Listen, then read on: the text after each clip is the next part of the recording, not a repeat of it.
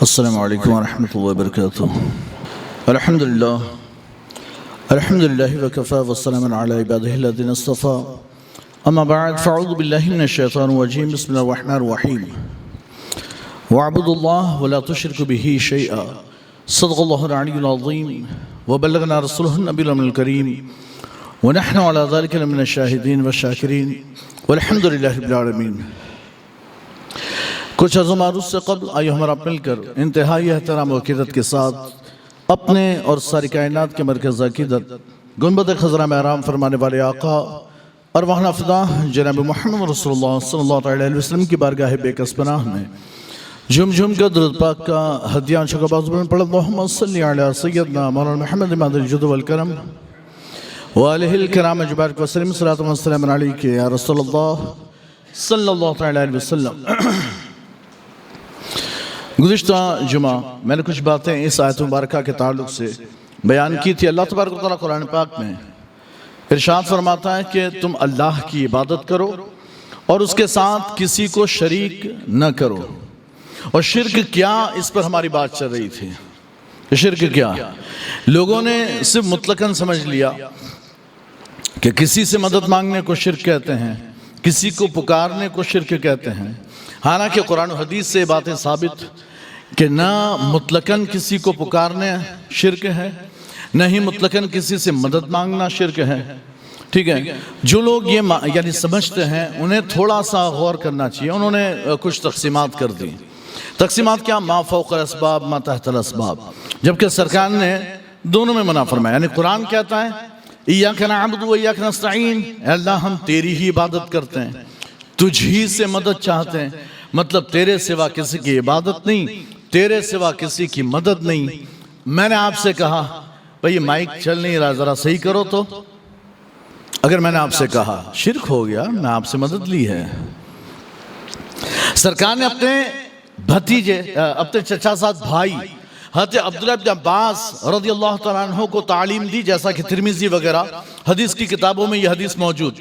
تو سرکار نے اپنے چچا ساتھ بھائی عبداللہ بن عباس سے فرمایا کہ کوئی بھی چیز اللہ کے سوا، یعنی تجھے جو مانگنا ہو صلی اللہ سے مانگ، اللہ کے سوا کسی سے مت مانگ۔ تو عبداللہ بن عباس کا عمل یہ تھا کہ سواری پر سوار ہو گئے، وہ کوڑا لینا بھول گئے، نیچے رہ گیا۔ تو کسی سے نہیں کہا، صحابہ تھے، کہانی کے دو اترے، اتر کر لیا۔ لوگوں نے کہا ہم سے کہہ دیتے، ہم دے دیتے۔ آپ نے کہا میں نے اللہ کے رسول صلی اللہ علیہ وسلم کو یہ فرماتے، اس نے آپ نے مجھ سے فرمایا تھا اللہ کے سوا کسی سے مت مانگ، اللہ کے سوا کسی سے مت مانگ۔ تو میں نے یہ کوڑا بھی تم لوگوں سے نہیں مانگا، میں چاہتا ہوں میں خود لے لوں، میں تم سے کیوں مانگوں، مانگوں گا تو اللہ سے۔ دوسری حدیث سرکار نے ارشاد فرمایا جوتے کا تسمہ، یعنی کہ جوتا باندھنے والی جو دوری آتی ہے وہ، یا نمک اگر ختم ہو جائے، جوتے کا تسمہ گم ہو جائے، اللہ سے مانگ۔ آپ جو پڑوس میں چلے جاتے ہیں نا کہ ایک لیمبو ہو تو دینا، یہ شرک ہے۔ آپ نے غیر سے مدد مانگی، اللہ نے فرمایا اللہ کے سوا کسی سے مدد نہیں مانگنا۔ ٹھیک ہے، ہم ہر نماز میں کہتے ہیں وَإِيَّاكَ نَسْتَعِينُ، اللہ ہم تجھی سے مدد مانگتے ہیں، اور بندے کے پاس پہنچ جاتے ہیں یار 1-8 لاکھ روپیہ ہو تو دے نا، تھوڑا کاروبار میں ضرورت ہے۔ ارے تجھے اللہ سے مانگنا چاہیے، مجھ سے مانگ رہا، شرک ہو گیا۔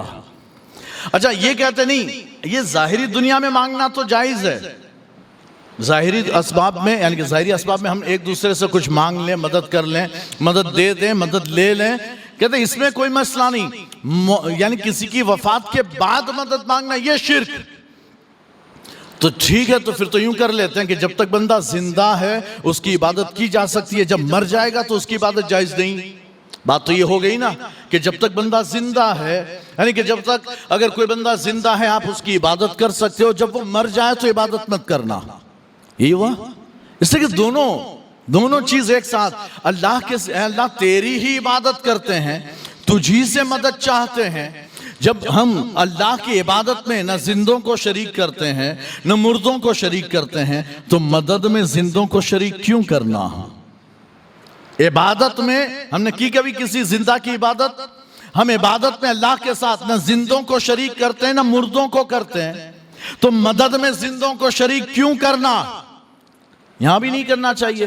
اچھا یہ جو میں حدیث بتا، سرکار نے فرماتے ہیں بھائی کے لڑکے اپنے چچا کے لڑکے اپنے چچا ساتھ بھائی عبداللہ ابن عباس سے کہ مانگنا ہو تو اللہ سے مانگنا. یہ سرکار نے انہیں تعلیم دی, اللہ کے سوا کسی سے نہیں مانگنا, سوال نہیں کرنا. عبداللہ ابن عباس سمجھ گئے. لیکن وہی رسول جنہوں نے عبداللہ ابن عباس کو یہ تعلیم دی اللہ کے سوا کسی سے مت مانگنا, جب بھی مانگنا اللہ سے مانگنا, وہی رسول ربیعہ اسلمی سے فرماتے ہیں سل یا ربیعہ, اے ربیعہ مانگ.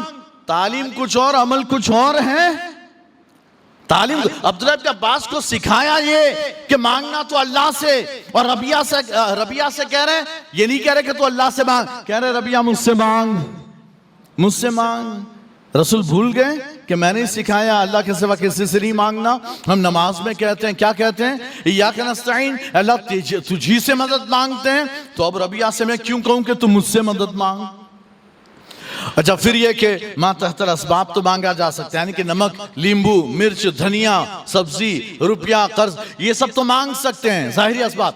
ماں یعنی تحت الاسباب مانا جا سکتا ہے, ماں فوق الاسباب نہیں مانگا جا سکتا.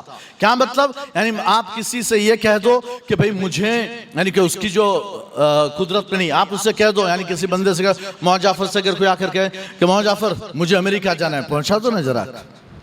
تو مولانا جعفر کیا کہیں گے, ابے تو جا پلین کی ٹکٹ خرید, پہنچ امریکہ, مجھ سے کیا کہتا ہے, میں کیسے پہنچاؤں, ہے نا. لیکن اگر کسی کے قابو میں جنات ہو اور اس جن سے کہا جا کہ جن مجھے اب بھی امریکہ پہنچا, تو کتنے گھنٹے میں پہنچائے گا, سوال, کتنے گھنٹے میں پہنچائے گا جن, ایک چٹکی میں پہنچائے گا, 1 منٹ میں آپ کو امریکہ پہنچا دے گا.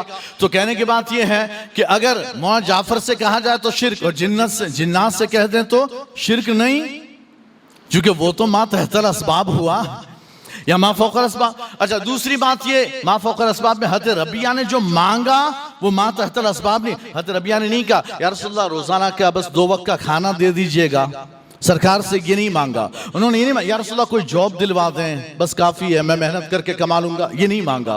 حضرت ربیعہ نے یوں نہیں کہا یا رسول اللہ کچھ تھوڑا سا مال دے دیں تاکہ ایک آدھ بنگلہ کھڑا کر دوں اور آرام سے رہ سکوں, یہ نہیں مانگا. ربیعہ نے مانگا تو کیا مانگا, مرافقتک فی الجنہ یا رسول اللہ, یا رسول اللہ جنت میں آپ کا ساتھ چاہیے. سرکار نے اب سرکار نے سوال بدلا, اب غیر ذالک, اور اس کے علاوہ بھی کچھ چاہیے. ایک تو مطلق سوال تھا, ایک یعنی کہ روایت میں سل یا ربیعہ, دوسری روایت میں سلنی یا ربیعہ, اے ربیعہ مجھ سے مانگ لے. تو گویا ربیعہ شرک کر رہے ہیں, جنت مانگنی تھی اللہ سے, مانگ رہے رسول اللہ سے, شرک ہو گیا. بھئی جنت کس سے مانگنی, آپ جنت کس سے مانگتے ہیں, اللہ سے مانگتے ہیں نا کہ اللہ ہمیں جنت, اللہم انی اسألک الجنہ, اللہ میں تجھ سے جنت کا سوال کرتا ہوں, جنت پہ جگہ, ہم اللہ سے مانگتے ہیں. اور ربیعہ کس سے مانگ رہے ہیں, رسول سے. رسول کے سامنے شرک ہو رہا ہے, رسول منع نہیں کرتے, رسول نے تنبیہ نہیں فرمائی, اے ربیعہ اتنا بڑا شرک کر ڈالا تو نے, جنت تو اللہ سے مانگی جاتی, تو مجھ سے مانگ رہا ہے, مشرک, چل نکل, نہیں فرمایا. لیکن سرکار فرماتے ہیں, ایک تو مطلق فرماتا ہے جو مانگنا ہو مانگ. اگر ربیعہ, اب آپ ایک سوال میرے ذہن میں یہ آتا ہے جو میں آپ سے کرنا چاہتا ہوں, آپ سوچیں, اگر ربیعہ مانگ لیتے ہیں کہ یا رسول اللہ مجھے ایک بنگلہ چاہیے یا مجھے 1 کروڑ روپیہ چاہیے, تو سرکار تو یوں کہتے ہیں اے ربیعہ کیسا مانگ لیتا ہے, یار میں تو دے نہیں سکتا, میرے پاس خود نہیں ہے, میں تجھے کہاں سے لا کر دوں. یہی تو ہوتا جواب سرکار کا, یہ ہوتا نہیں. اگر ربیعہ نے اس وقت سونے کا پہاڑ بھی مانگ لیا ہوتا تو سرکار عطا فرما دیتے. اگر اس وقت ربیعہ نے اپنا بنگلہ مانگا, اگر مانگ لیتے نا, بنگلے کا تصور نہیں تھا, وہ قلعے کا تصور تھا. ہر ایک کے اپنے قلعے ہوتے تھے. سعد بن ابی وقاص کا اپنا قلعہ تھا, بعد میں انہوں نے بنایا چونکہ بہت مالدار تھے, تو ان کا اپنا قلعہ تھا. یہودیوں کے اپنے اپنے قلعے تھے. تو اگر ربیعہ مانگ لیتے یا رسول اللہ مجھے 1 قلعہ چاہیے, مجھے خیبر چاہیے, مجھے فلاں شہر چاہیے, سرکار فرماتے ٹھیک ہے لے جا, میں دیتا ہوں. تو اس دن سرکار سے جو مانگتے نا سرکار عطا فرماتے. لیکن انہوں نے مانگا تو کیا مانگا, جنت میں آپ کا ساتھ چاہیے. سرکار فرماتا وغیر ذالک, اس کے علاوہ کچھ اور چاہیے.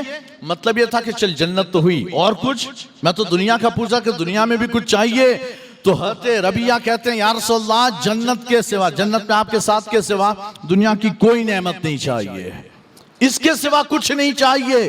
تو سرکار نے فرمایا تو پھر کثرت سجود کے ذریعے میری مدد کرنا. یہ تو نہیں فرمایا کہ میں نہیں دے سکتا. دیا بس اتنا کہ تو اپنے آپ کو اتنا کیپیبل بنا کہ جب میں تجھے اپنے ساتھ رکھوں. اللہ فرمایا اس کو تو لگے. اللہ نہیں یہ تو آپ کے ساتھ رہنے لائق ہے, یہ تو آپ کے ساتھ رہنے لائق ہے. یعنی کہ کثرت سجود کے ذریعے, نمازوں کی, نوافل کی کثرت کے ذریعے. جو لوگ نوافل کو فالتو کہتے ہیں, سرکار نے ربیہ سے یہی فرمایا, کثرت سجود, نوافل کی کثرت کے ذریعے میری مدد کرنا. یعنی کہ جب کل قیامت میں میں اللہ کی بارگاہ میں عرض کروں, اے مولا میں نے اسے اپنا ساتھ دیا ہے, تو رب فرمایا ہاں یہ تو تیرے ساتھ رہنے لائق ہے, یہ تو تیرے ساتھ رہنے لائق. تو کہتے ہیں یہ اب حد یعنی میں سوال صرف اتنا کہنا, وہ جائیں گے حضور کے ساتھ رہیں گے, وہ سب بات کی باتیں ہیں. سوال صرف اتنا کہ سرکار نے فرمایا اے ربیہ تو نے مجھ سے اللہ کو چھوڑ کر مجھ سے جنت مانگ کر شرک کر لیا. نہیں, یہ نہیں آیا. پتہ یہ چلا کہ اللہ نے اپنے بندوں کو کچھ عطا فرمایا ہے, کچھ پاور دیا ہے, اور اس کے تحت اگر وہ کوئی کام کرتے ہیں تو یہ اچھا. اگر کسی کا یہ عقیدہ ہونا, اگر کسی کا یہ مثال میں عالم مولانا جعفر عالم, یہ جتنے بھی علماء ہمارے شہر میں ہیں, اگر ان میں سے ایک کا بھی یہ سوچنا ہو کہ یہ جتنا علم ہے میرا خود کا, اللہ نے تھوڑی دیا, میرا خود کا, میں نے سیکھا, مشرک کافر ہو جائے گا. بندہ کافر ہو جائے گا کہ خود کو خدا سمجھتا ہے. نہیں, خود کا علم یعنی خود سے علم, یہ تو صرف اللہ کی شان ہے, صرف اللہ کی شان. لیکن اللہ جسے دے وہ بھی عالم ہو جاتا ہے. پتہ چلا اللہ کی عطا سے عالم. تو مالک, جنت کا مالک صرف اللہ, اللہ کے سوا کوئی جنت کا مالک نہیں. لیکن اللہ جسے چاہے بنا دے, جسے چاہے بنا دے. زمین و آسمان کا مالک صرف اللہ, لیکن اللہ جسے چاہے اس میں تصرف عطا فرما دے. جا میں نے تجھے پاور دیا, تو کچھ بھی کر سکتا ہے, تو کچھ بھی کر سکتا ہے. ہماری یہ مسجد ہے, مثلا ایک ایگزامپل دے رہا ہوں کہ یہ مسجد ہے اور اس مسجد میں ایک بورڈ لگا دیا گیا, کسی سوئچ کو یا کسی بھی چیز کو, مسجد کی کسی بھی چیز کو استعمال کرنا, چھونا منع ہے سوائے ٹرسٹی حضرات کے. ایک لگا دیا گیا, یا سوائے امام صاحب کے. چلیں, اب امام صاحب کے سوا کوئی اس مسجد کی کسی سوئچ کو چھو نہیں سکتا. اب گرمی لگ رہی ہے, پنکھا چالو کرے, لیکن سب دیکھ رہے ہیں امام صاحب کو کہ امام صاحب گرمی لگ رہی ہے, بھئی چالو کرو. بورڈ لگوا دیا باہر کہ امام کے سوا کوئی سوئچ کو ہاتھ نہیں لگا سکتا. اب آپ ہی لگا سکتے ہو تو لگاؤ ہاتھ, پنکھا چالو کرو. لیکن ایک بندہ اٹھا اور اٹھ کر گیا اور ٹھک ٹھک ٹھک شروع کیا. سب اسے دیکھ رہے ہیں, اس نے بورڈ نہیں پڑھا, اس نے بورڈ نہیں پڑھا ہے. تو کہتے ہیں بھائی بورڈ تو پڑھا ہے اس نے.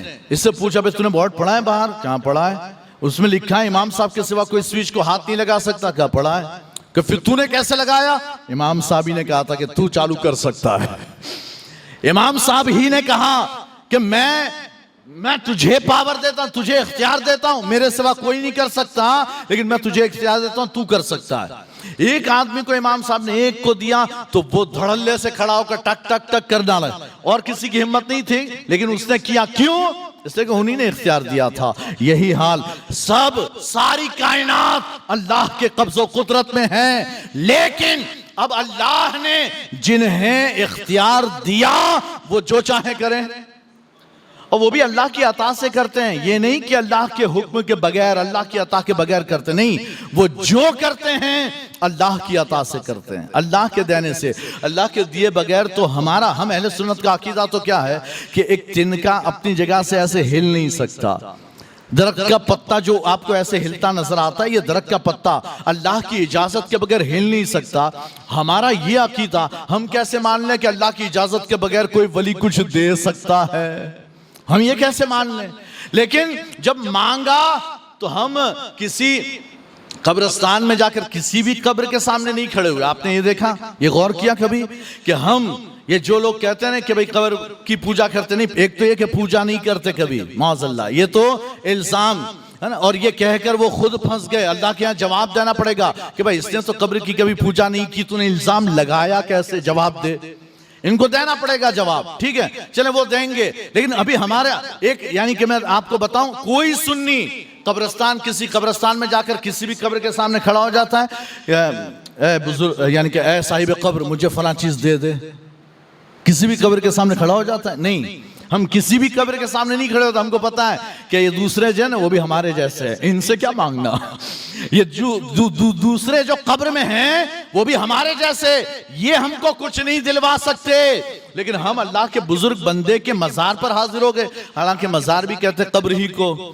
ہم بزرگ کی قبر پر آ گئے اور آ کر ہم نے کہا کہ میرا فلاں کام پھنسا ہے، آپ اس کو حل فرما دیں. مثال کے اوپر اولاد نہیں ہے، آپ اولاد عطا کر دیں. عقیدہ کیا تھا کہ یہ خود کی جیب سے نکال کر نہیں دینے والے ہیں، لیکن یہ وہ ہیں جو اللہ کی بارگاہ میں عرض کریں گے اللہ عطا فرما دے گا. یہ وہ ہیں کہ جو کہہ دیں وہ عطا فرما دے. اور اسی کو اللہ کے رسول نے حدیث مبارکہ میں فرمایا، اللہ کے کچھ ایسے بندے جو بالکل بوسیدہ یعنی کہ بالکل میلے کچیلے کپڑوں میں، بال پراگندہ کہ دیکھنے میں ہم کو چیڑ آئے کیسا ہے، کتنا گندا ہے، لیکن سرکار فرماتے ہیں لیکن اللہ کے نزدیک ان کا وہ مقام، اگر وہ کسی بات پر قسم کھا لیں اللہ ان کی قسم پوری فرما دیتا ہے. اگر وہ کچھ کہہ دیں اللہ ان کا کہا پورا فرما دیتا ہے. تو ان کی زبان سے صرف نکلنے کی ضرورت ہوتی ہے، اللہ پورا فرما دیتا ہے. اس میں وہ بڑا مشہور واقعہ غوث اعظم کی پھوپھی کا ہے. غوث اعظم کی پھوپھی کا وہ کیا کہ جب غوث اعظم کی وفات ہو گئی، غوث اعظم نہیں رہے، تو اب جب قحط سالی پڑی، بارش یعنی 1 سال بارش نہیں ہو رہی ہے، تو بغداد کے لوگ پہنچ گئے غوث اعظم کی پھوپھی کے پاس، نام تھا عائشہ، ہے نا. ان کے پاس پہنچ گئے کہ بارش نہیں ہو رہی، کچھ کریں. پتا تھا کہ یہ اللہ کی نیک بندی ہے. انہوں نے کیا سوچا تھا کہ اللہ کی نیک بندی، ہم دعا کر کر کے تھک گئے، بارش نہیں ہوئی، یہ اللہ کی نیک بندی یہ کرے گی نا، یہ دعا کرے گی، اللہ ان کے ذریعے بارش دے دے گا. گئے تھے اس نیت سے، یہ سمجھ کر نہیں گئے کہ یہ خدا ہے، یہ سمجھ کر نہیں گئے کہ یہ خدا ہے. گئے تو اس لیے کہ ہم نے تو بہت دعا کی، نماز پڑھی لیکن نہ ہوئی، یہ اللہ کی بندی یہ دعا کرے گی، ہو جائے گی. تو اب وہ غوث اعظم کی پھوپھی کے پاس گئے، تو غوث اعظم کی پھوپھی کو بھی کرنا تو یہی چاہیے تھا کہ چلو دعا کرتے ہیں. 2 رکعت نفل پڑھتی اور پھر دعا کرتے، اللہ تیری بندی تیری بارگاہ میں حاضر ہے، اللہ تیری یہ بندے بارش کے لیے ترس رہے، مولا عطا فرما، مولا عطا فرما، تیری بندی کی لاج رکھ لے. ایسے دعا کرنی چاہیے تھی. لیکن حضرت غوث اعظم کی پھوپھی نے کیا گھر کے اندر گئی اور جا کر اپنے آنگن میں جھاڑو لگایا اور پھر کہتے اللہ اے اللہ میں نے جھاڑو دے دی، تھوڑا چھڑکاؤ کر دے. کہتے کہ ادھر سے چھڑکاؤ ہو گیا، بارش شروع ہو گئی، ہے نا. ہاں اب آپ کہیں گے یہ تو غوث اعظم کے، یہ تو قرآن و حدیث میں نہیں ہے نا، یہ تو غوث اعظم کے زمانے کی بات، یہ تو تم نے بنا لی ہوگی من گڑت. تو چلیں حضرت عمر کو دیکھ لیتے ہیں، حضرت عمر کو دیکھ لیتے ہیں. دریائے جب مصر فتح ہو گیا، دریائے نیل کی عادت یہ تھی کہ وہ سال میں ایک بار اس کا سارا پانی سوکھ جاتا، پھر اس میں ایک کنواری لڑکی دلہن بنا کر اس کی بلی دی جاتی، اور جب اس کا خون اس دریا میں پڑتا تو پھر پانی جاری ہو جاتا. عادت تھی دریائے نیل کی عادت. پانی سوکھ جاتا، ایک کنواری لڑکی دلہن بنا کر دریائے نیل میں کھڑی کر کے اس کی بلی دی جاتی تو پانی جاری ہو جاتا. جب حضرت عمرو بن عاص رضی اللہ تعالیٰ عنہ نے مصر کو فتح کیا، پانی سوکھ گیا اور وہ اب رسم نبھانے کی باری آئی. لوگ آئے کہ ہمارے ہاں تو ایسا ہے، تو آپ بولو آپ کیا کہتے ہو، کریں ہم؟ تو عمرو بن عاص کہتے ہیں بھائی اسلام تو پرانی عادتوں کو، زمانے جاہلیت کی عادتوں کو مٹانے آیا، اسلام تو اپنی حکومت قائم کرنے آیا. کہ رک جاؤ، تم ایسا مت کرو، یہ اسلام کے خلاف، ایسا مت کرو. تو کیا کریں، پانی کے بغیر تو ہم جی نہیں سکتے، مصر چھوڑ کر چلے جائیں کہیں اور. ہمارے جیسا ہوتا تو یہ کہتا بھائی دوسرا کوئی آپشن نہیں ہے، ایک کام کرو مصر خالی کرو، کوئی اور شہر جاؤ، کسی اور ملک میں جاؤ. لیکن حضرت عمرو بن عاص کہتے نہیں، مجھے تھوڑا وقت دو. آپ نے قاصد کو خط لکھ کر بھیجا مدینہ، وہ گیا اور جا کر اس نے حضرت عمر فاروق کو، امیر المومنین عمر فاروق کو خط دیا. پتا چلا سارے حالات. آپ نے 2 خط لکھے، ایک عمرو بن عاص کے نام، ایک دریائے نیل کے نام. اور دریائے نیل کے نام جو خط لکھا عمرو بن عاص نے کھول کر پڑھا، اس میں لکھا تھا، یعنی عمرو بن عاص کو کہا تھا یہ جو ساتھ میں خط ہے یہ دریائے نیل میں ڈال دینا، صرف ڈال دینا. تو اب ہوا کیا کہ اس خط میں لکھا تھا کیا، اللہ کے بندے من عبداللہ عمر عبد الخطاب الہ نیل مصر. یہ خط اللہ کے بندے عمر عبد الخطاب کی جانب سے دریائے مصر کو، دریائے نیل کو، یعنی مصر میں جو دریائے نیل، اسے یہ خط. اور کیا اگر تو اللہ کے حکم سے بہتا تھا، اگر تو اللہ کے حکم سے بہتا تھا تو یعنی جاری ہو جا، اور اگر تو اپنی مرضی سے بہتا تھا تو ہمیں تیری ضرورت نہیں، ہمیں تیری ضرورت نہیں، مت بہ، ہم کو تیرے پانی کی ضرورت نہیں، ہم کچھ اور کریں گے، ہم کچھ اور کریں۔ اب حضرت عمر کو جواب کیا دینا چاہیے تھا؟ نارمل جواب یہ ہوتا، اے عمرو بن عاص، اب اس میں تو کچھ نہیں کر سکتا، ایک کام کرو، قرآن خوانی کرو، یاسین کا ختم کرو، تبارک کا ختم کرو، آیت کریمہ پڑھواؤ، نمازیں پڑھو، دعا کرو، استغفار کرو، اس لیے کہ تمہارے گناہوں کی وجہ سے یہ کام ہو رہا ہوگا، اللہ نے پانی روکا۔ اب کیا کہتے ہو؟ پانی کس نے روکا؟ دریائے نیل نے روکا کہ اللہ نے روکا؟ سوال، پانی کون روکتا ہوگا؟ دریائے نیل خود سے روکتا ہوگا کہ اللہ روکتا ہوگا؟ اور بلی دینے کے بعد اب تک ہر سال بلی دینے کے بعد پانی جاری کون کرتا ہوگا؟ دریائے نیل کرتا ہوگا کہ اللہ کرتا ہوگا؟ سوال تو میرا یہاں ہے، بعد میں کیا ہوا وہ تو دور کی بات، پہلا سوال تو یہ کہ بھئی آپ کیا کہتے ہو؟ دریائے نیل کی خود کی حکمرانی تھی کہ اللہ کی؟ تو اللہ روکتا تھا تو قربانی کے بعد یہ بلی چڑھانے کے بعد جاری کون کرتا؟ دریائے نیل؟ یا آپ یہ کہو گے کہ نہیں اس میں اللہ کا کوئی پاور نہیں تھا، اس میں شیطانوں کا پاور تھا، دریائے نیل پر قبضہ شیطانوں کا، تو اللہ کچھ کر نہیں سکتا تھا، اس لیے بلی کے بعد شیطان پانی جاری کرتے تھے، ان کے دیوی دیوتا پانی جاری کرتے تھے، دریائے نیل خود سے یعنی کہ جاری ہوتا۔ کیا کہو گے؟ بھائی پہلے بھی اللہ ہی نے بہایا، روکا بھی اللہ نے، جاری بھی اللہ نے کیا، تو پھر یہ بلی کی کیا ضرورت؟ کہتے ہیں کہ انہوں نے یہ عادت شروع کی جب ایک آدھ بار یعنی کہ وہ رک گیا، سوکھ گیا، تو ہوتا یہ کہ وہ اپنے گناہوں سے توبہ کرتے، دعا کرتے، پانی جاری ہو جاتا۔ لیکن انہوں نے کیا اختیار کیا؟ چونکہ وہ کفار و مشرکین تھے تو کیا بلی چڑھائی، تو اللہ نے پانی تو جاری کیا کہ چلو بہنے دو، لیکن اب ہر سال ایک بلی چڑھانی پڑتی تھی۔ اور جب اللہ کا نیک بندہ آ گیا تو خط لکھ ڈالا، یہ نہیں کہا کہ ختم پڑھو، نمازیں پڑھو، دعا کرو، نہیں، خط لکھا دریائے نیل کے نام۔ جب وہ خط ڈالا گیا دریائے نیل جاری ہو گیا ہے، اور کیسا جاری ہوا کہ آج تک بہ رہا ہے، آج تک جاری۔ اور آپ کو بتاؤں مصر میں کبھی بارش ہوتی نہیں، کبھی 6 مہینہ ٹھنڈی 6 مہینہ گرمی، بارش کبھی نہیں ہوتی، لیکن 1400 سال سے پورے ملک مصر، صرف یعنی مصر کوئی شہر تھوڑی نا، پورا ملک ہے، پوری کنٹری ہے، پورا ملک مصر اسی دریائے نیل کا استعمال کرتا ہے، وہی پانی کھانے پینے نہانے فیکٹری ہر جگہ اسی پانی کا استعمال ہے، اور 1400 سال سے جاری ہوا تو آج تک رکا نہیں ہے، رکنا تو دور پانی کم بھی نہیں ہوا ہے، پانی کم بھی نہیں ہوا۔ یہ حضرت عمر کا خط۔ اب سوال یہ کہ کیا دریا کو بھی پڑھنا آتا ہے؟